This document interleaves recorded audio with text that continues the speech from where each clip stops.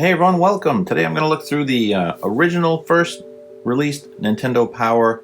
I don't even know if these were out in the stores. They probably were, but my father got us this subscription. This is not my original one. Those are long gone. But I did get a nice deal on this first Nintendo Power because of it missing this corner. And if anyone out there thinks there is something in this corner that is of value to the degree of about $40 or $50, let me know, because I got this for a very good deal several years ago because of this torn corner. But it does have the map, so I don't know. There could be $50 worth of value in this corner. I'm pretty sure I've seen this cover before. I don't know what that value would be, but maybe it is to somebody. Not for me. I'm not a collector that needs perfect condition stuff. I just want to enjoy it. When you'd first get these Nintendo Power magazines, you would not go page by page and read it slowly. I don't know anyone that does or did. Maybe someone out there does, but I think most people would flip through it pretty quick. You'd want to go through and see everything in there. So let's do it that way, because after that, once you flip through it, you'd throw it down on the table and you might, go back to it once in a while, or if a game came out, because we'd probably save these for a few years back then, and if a game came out and then we wanted to look through and see if there was some information on an old Nintendo Power, we'd do that, which is what I do now. I've got the first 250 now collected again. So let's start flipping through and seeing if there's anything that catches your eye. Of course, everyone knows this iconic first one that has a claymation. Claymation was huge back in the late 80s, if anyone remembers the raisins. The California raisins. So this has Super Mario 2 Spectacular, it says. And here we go. They start talking about the power line you can call. I have never called the power line. When the minis came out, they put the power line back up. I didn't call it then either. I should have, just for fun, spend $1 or $2. I didn't really have any questions, but I could have come up with something. But here we go. It's the premiere issue, so someone should be able to freeze on the page. And here we go. Here's everything that's going to be in there. Second Quest of Zelda, Super Mario Brothers. I finished the Second Quest of Zelda just a few years ago. I never completed it, but I didn't use the guide or anything. I just did it, and that was pretty hard. It was fun, but pretty hard. I had done the first quest several times over the years. Lots of baseball stuff back in those days. The Nestor and Howard stuff was out for a while. Double Dragon. I mean, just look at this collection right here of games at the time. Just amazing collection of games at the time. Another game I just finished for the first time a few years back is Super Mario Brothers 2. A lot of these games I just played and played and played, and never had the real need to finish them. But as I've gotten older, I'm like, oh, I'd like to complete them finally, and I have done so with several of these, which is nice. I find most of these games take about anywhere from maybe 15 to 20 hours to complete. If you kind of semi-master them and get used to the controls. After I complete a game, I'll speed run it. So let's flip through this a little quicker.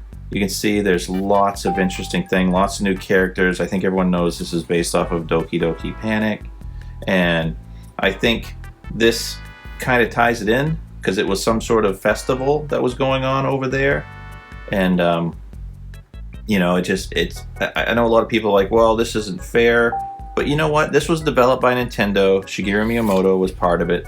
All the character movements are now canon for a lot of these, like Luigi's flutter jump, Princess Peach floating. They were in those other characters in Doki Doki Panic, but they transferred over to here, and I'm pretty sure he had that in mind at the time, like what they would transfer to the Mario world when they did it.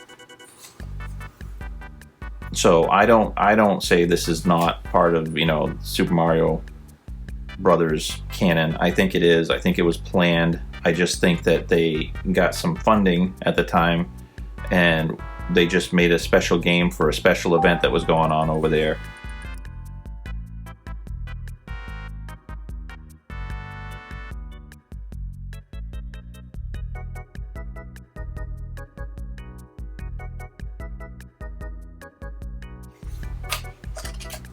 So as you know, in the old days, they used to put out the magazine, and they would have guides in there for people to read through and give them help.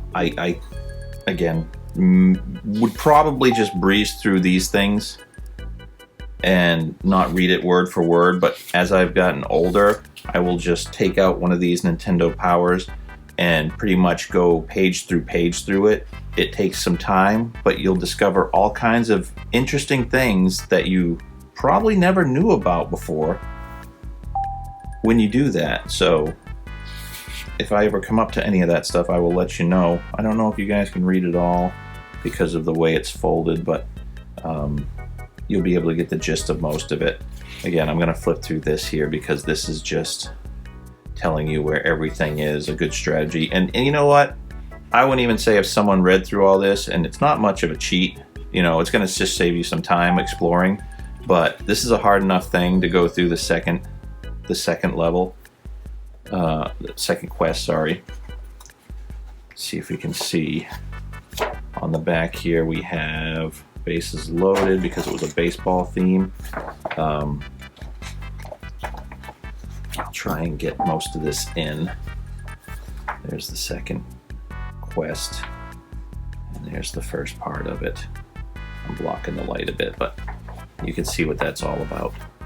I mean, it's so many people took these posters out that they are not as easy to come by anymore. I never did. I'm glad this person never did. Alright, so now we're into the baseball. RBI baseball, I think, was pretty decent. Bases loaded was a little more realistic. The original Nintendo baseball that was part of like the Versus, that was a little boring, but I used to play it in the arcade when the Versus were out before the Nintendo was released up here. So most of the times I played these games for the NES was way before, not way before, a couple years before, like in '85. You started getting Mario Brothers and stuff, Super Mario Brothers and stuff like that in the arcades and the Versus. I played Castlevania, Super Mario Brothers, obviously, tennis, baseball. There's probably a few I'm not thinking of. If anyone has a big fandom towards the baseball games, I've got a couple just naturally collected over the years because, you know, you just find some stuff and something's $3 and you pick it up. But I don't really play them often anymore because I did play a lot of the baseball games back in the day. I think I stopped playing baseball maybe around the GameCube era. I got one of the MLB games on there, and that was the last time. And the only reason I got it, it was, I think, featuring the Red Sox a bit. So, because I believe they had, I'm trying to remember when they won the World Series, 2004, 2005, something like that. So here's the counselor's corner, you know, try and help you get through certain things. Let's see, hold the control pad, Ghosts and Goblins. How do I do a stage select? You know, I have never beat this because it's so damn hard for me, and I should probably use this stage select just to get to the point, you know, because I'm always trying to start over from the beginning. I can get through the first, you know, 3 levels, and then I just, as much as I love the game, I'm stuck all the time. I'm just not good enough at it. Let's see, teaching you how to get the fireworks and everything. Castlevania. What's he saying here? Can't seem to beat the 5 boss characters. Yeah, that was tough. Castlevania is one of the toughest games I ever had to beat without having any hints. And the way I beat the final boss, I discover, is very different from the way everyone else beats it because I just can't do that way, whatever that timing is for the jumping and stuff. So I like the way I do it better. It was much easier. I could time it out. I've got a video out there if anyone wants to see that, if they want help trying to beat the final boss. I never liked the Nestor cartoons and Howard. It was just not funny. But I mean, by the time I was getting this, I'm 17 years old by this point in '88. And like I said, I think we might have got this in '87, the Nintendo, before the Nintendo Power started coming out. So I could not care less about this little cartoon. I didn't mind the other cartoons that were in there sometimes. They were a little hokey, but the ones that maybe featured Mario Brothers or Zelda or something, or Link. Classified starts here. This is where we all start getting into tips and tricks again. I mean, a lot of it is tips and tricks or secret codes and stuff, and they just put them under different headings in these magazines back in the early day. And probably 99% of them work. Once in a while you get one that was a bogus, probably wasn't a bogus tip, they may have just had a typo or something, and they'd usually try and correct that. I wish we still had Arkanoid. That was one of my favorite games. It had the control paddle that had the spinner knob on it. They're very expensive to get now, so I can't really justify the cost. You know, it'd be great if the Famicom version was compatible over here, but it's not, because that's always much cheaper. But still, one of my favorite games.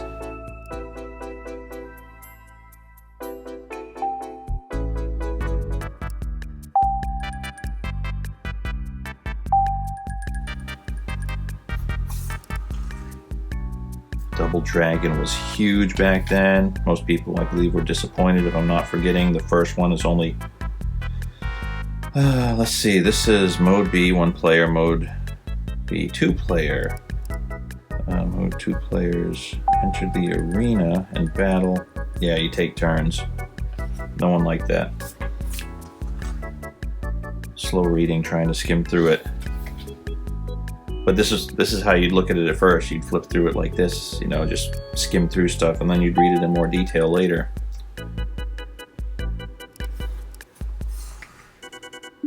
But they'd always start out with a featured game or two in the early days, and those featured games would give you maybe the first couple levels.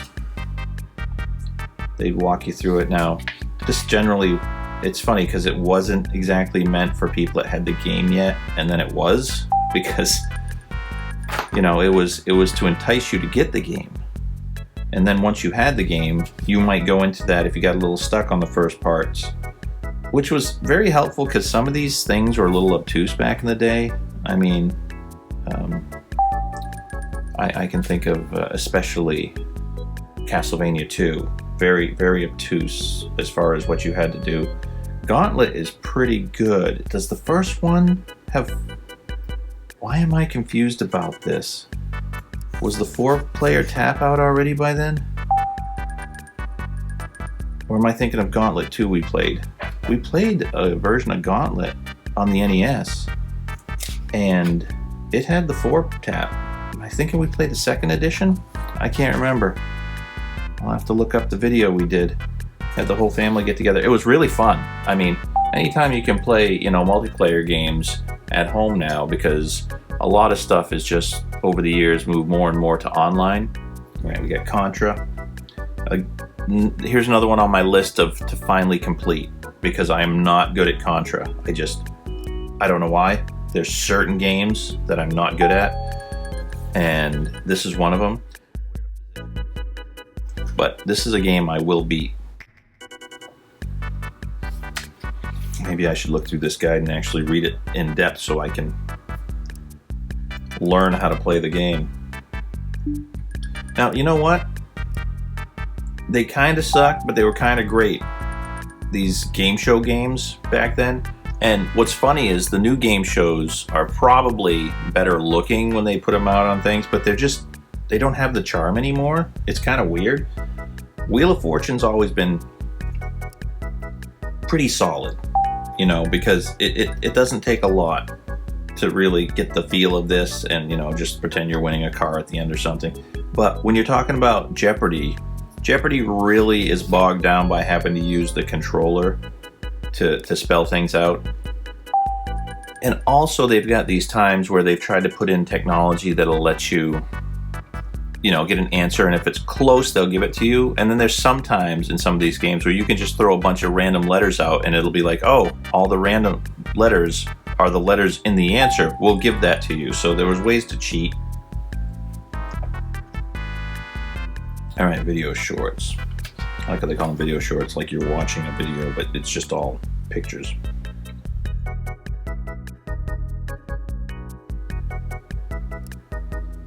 Legendary Wings, an okay shooter, Iron Tank. I don't really care for these games too much. I mean, they're like the Rambo games, which I loved Last Alert because it was cheesy and fun, and I've played the Rambo game before, Akari Warrior, stuff like that. I can get into them sometimes, but overall there's just too many of them for me. Gunsmoke, these are all kind of shooters, so Gunsmoke I really want to get into more. I like it, I just haven't taken the time. Well, there's Rambo. That's a different kind of Rambo. I was talking about Rambo on the Master System, actually, when I'm talking about, like, shooters like that. But I hear that this one is one of those games that's a little obtuse. I've not known this, but people have compared it to Zelda 2. I don't own it. I've never seen it. I've never played it. And that doesn't give me any interest in wanting to get it because I don't like Zelda 2. It's just, not a lot of games I'm like, I hate, but that game I pretty much hated. And I got through it just to get through it.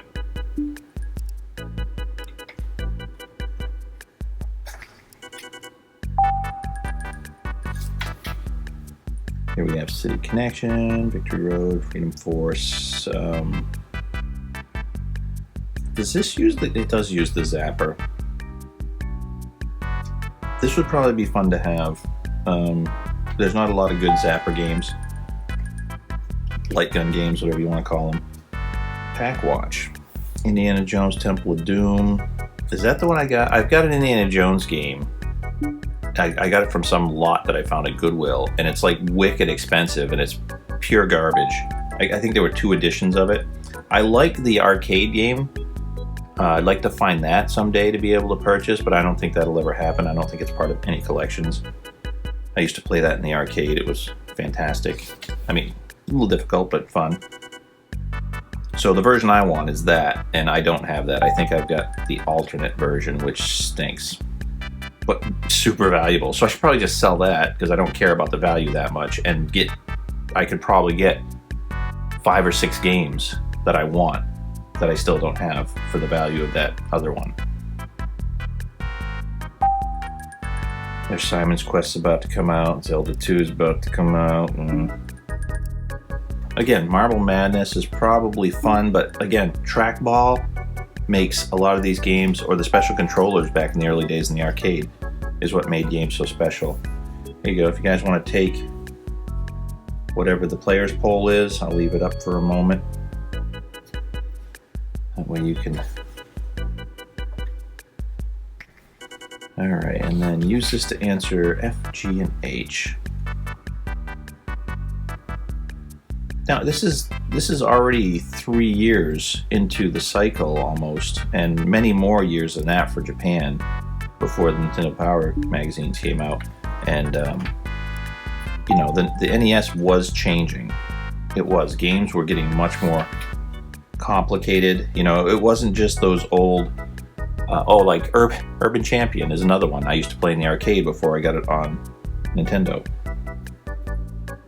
But that was it. Those were very basic, Donkey Kong, stuff like that. They were very arcade oriented, and then things really changed after, probably Zelda. And we're getting into this phase where things are getting more complicated, and you're going to start seeing some very interesting role-playing games eventually coming out. See, they're talking about, what do we have right here? Dragon's Quest 3 was already out, and I don't know how we got it, and it might have been... I remember we got Nintendo Power, I believe, and it came with Dragon Warrior as a bonus for re-upping or something like that, so I don't know what year that was, but I'm pretty sure that's how we got the first Dragon Warrior, and that game I beat back in the day and I've beat it again since. And again, it doesn't hold up that well, but it's got a lot of nostalgia for me, and I can get through it, because obviously, I've got a little blue slime here. Shows how much I love the Dragon Quest, Dragon Warrior series. Oh, they used to have that, right? The profiles and the movies and stuff.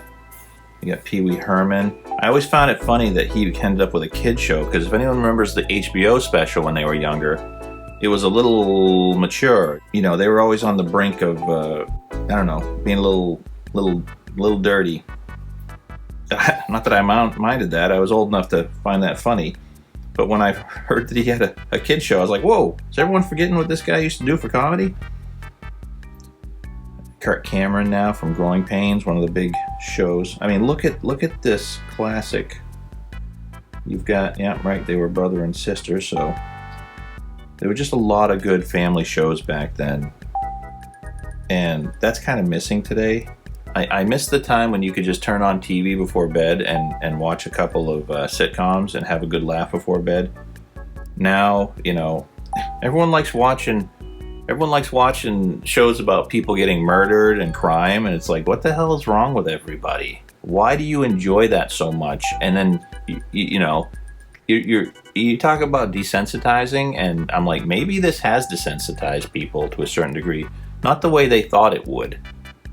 You know, it doesn't make people go out and commit crimes to watch these shows, but what it desensitizes them to is the actual real world crime. So when news comes up, news feels just like a TV show now, because news isn't even news anymore. That's why you gotta go back to stuff like this, these old days, where, you know, if you're young, you're not gonna get it, and I feel bad, and I'm sorry. But the times, you know, yeah, there was serious stuff going on still, but the 80s, maybe into the early 90s to the mid 90s, once 2000 hit, it was pretty much downhill for everything. So then we have the mail, which I think moves to the front eventually after a few years. And the mail stuff's interesting. This is nothing I'd read through back in the old days, but now that I'm older, I'll read through these. And once in a while, there's an interesting story in here. And you'll see something tied into like things with the future, like someone predicted something.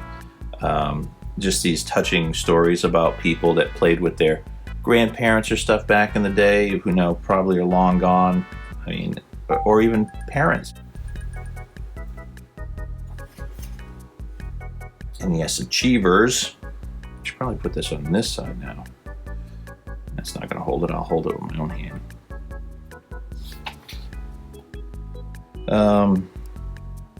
Yeah, I mean, some good scores in there. So these people all max out certain things. You know, it's not like there weren't professional gamers that I would consider back then. There's just no place for them to play professionally. And some of these kids were young and they were amazing. It's like when they do these spotlights on some of these kids, they're really good. They're really good, making their own maps and notes. And that was an important thing. Kid Icarus. There's a game that my brother beat when we were younger. I say younger, we were teenagers by then. But he beat that, and I never knew how he did it. And I finally decided to play it again a few years ago. I think when the Mini came out, NES Mini, even though I had the cartridge, I would just play it for a while and give up on it. I realized if you level up in the first few levels, you're gonna be able to beat the game pretty easy. So it was all about that. And then getting through those people that turned you into eggplants eventually, that maze. But look at the list of games in the player forum. Let's just see how many A games there are in here. That's an A game. That's an A game. Punch Out. Metroid's an A game. I haven't ever finished Metroid either. Super Mario Brothers, A game. Kid Icarus, probably a B. RC Pro-Am, many would consider that A. Ice Hockey, close, you know, probably a B game. Rad Racer, probably the lowest. Top Gun, pretty low. Double Dribble, I really like that. I'd give it a C+, just because it's probably a C. But then let's look through here. Pro Wrestling, super fun. Castlevania, obviously an A game. Goonies 2, I prefer the first one. I played that Goonies in the arcade, so I've imported the Famicom one because I love that. I've never played Goonies 2, I can't quite get into it. Kung Fu was super huge at the arcade, and this was a good port of it. Wizards and Warriors, a little tricky. Russian Attack, very hard. Mega Man's an A+ game. Excitebike, I think, was the A+ game. Akari Warriors, Spy Hunter, Baseball. Contra, many would say, is A+. Same with Ghosts and Goblins, as hard as they are. Mario Brothers, clearly, is a fun arcade game, but maybe not A+. Renegade, Gradius, Section Z, Ring King. So half of these are must-have titles if you've got an NES. So then we have people ranking what they think. You got Punch Out. Yeah, this is good. This is good. Players picks, pros picks, dealers picks, which is weird. I always found dealers picks. I don't know where. I mean, did they just check in with your local Zayre or Sears? I don't know if Sears even carried. Yeah, they probably carried some. I'd like to know who the dealers were. Players obviously were people that were writing in. The pros were the guys for the magazine. But dealers is just, and the dealers was always different. You know, very weird what they thought was going to be big. But the players pick is usually right on target. Coming up next, look at this. Simon's Quest. Bionic Commandos. Okay. Billy, I Buy You Billy. Horrible game. Difficult.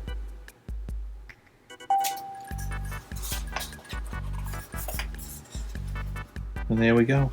That's the end of the first Nintendo Power. And, you know, if anyone likes this, we'll go through some more. Probably as I get into it again, I might get a little deeper into some of these things and maybe be a little sharper with the commentary, and we can move it along a little more. But I want to know if anyone has comments in the comment section about games they saw in here that they loved. If they used to use the magazine, if they used to read the magazine, if they want to have these magazines now, I think Nintendo should find a way to publish them. I don't know why they haven't. If they put out a $50, you know, book that had like the first, I don't know, year of Nintendo Power, I think they'd sell those. Or the first several years, because they were only half at the time, every other month. So, but you know, Nintendo's not the same anymore. I'm not too crazy about them since the Switch. They've gone downhill. Satoru Iwata passing away, I think, was a huge hit to the company. And I don't know if they'll ever recover and find the same heart they used to, because they're just different. So. But hey, we can always go back and look at the good times. So hey, thanks for checking this out, and we'll see you next time. So long.